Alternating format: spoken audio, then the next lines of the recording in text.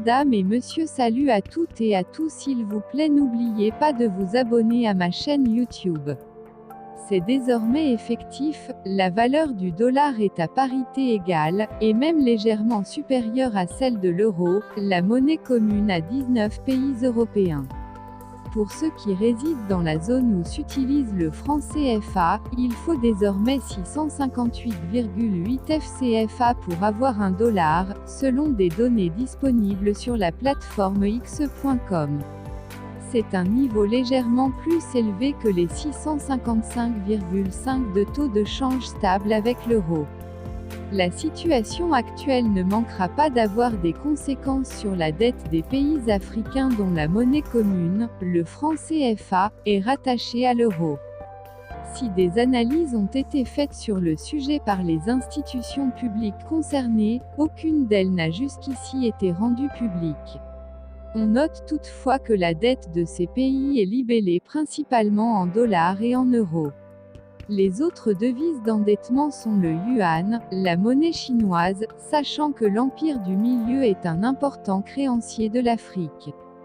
Plusieurs pays concernés ont, dans le cadre des émissions d'emprunts internationaux, opté pour une conversion, swap, de leurs obligations en euros.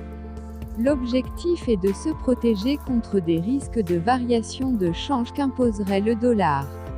Avec une monnaie américaine en hausse de 22% depuis le début de l'année 2021, on peut dire que cette option est devenue payante dans le cadre de la gestion de la dette publique internationale.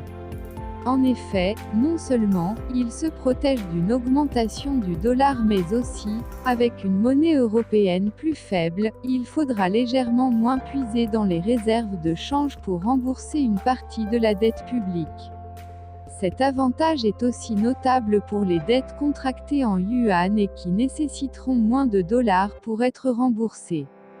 Un risque existe cependant sur la dette internationale en dollars des pays utilisant le FCFA, du fait de la dépréciation de leur monnaie rattachée à l'euro avec une parité fixe. Logiquement, il leur faudrait débourser plus d'argent en monnaie locale pour rembourser leurs dettes libellées en cette monnaie. Mais la bonne nouvelle est que la hausse du dollar s'est accompagnée d'une augmentation des prix des matières premières, qui accroît les revenus et peut compenser les pertes de change. Il n'est pas évident de trouver le solde net de l'appréciation du dollar sur la dette internationale des pays de la zone FCFA en Afrique. Mais cela ouvre un champ d'analyse essentiel dans les politiques de viabilisation de leurs dettes. En tout état de cause, deux évolutions majeures sont nécessaires pour ces pays. Un accès plus réaliste aux marchés internationaux des capitaux, notamment ceux dans lesquels on trouve des dollars, et la libération des droits de tirage spéciaux, DTS, supplémentaires promis par les pays les plus nantis en ressources financières, et qui pourraient réduire le poids de la dette. La question est désormais de savoir jusqu'à quel moment cette situation va perdurer.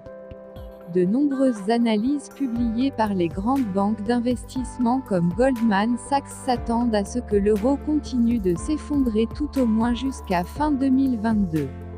La diversité de taille économique des économies qui l'utilisent rend difficile une prise de décision rapide par la Banque centrale européenne, BCE, alors que l'inflation énergétique et la dette publique qui sont identifiés comme les principaux défis de cette monnaie ne sont pas proches de trouver une solution efficace. Madame et monsieur, merci de m'avoir écouté et à la prochaine information.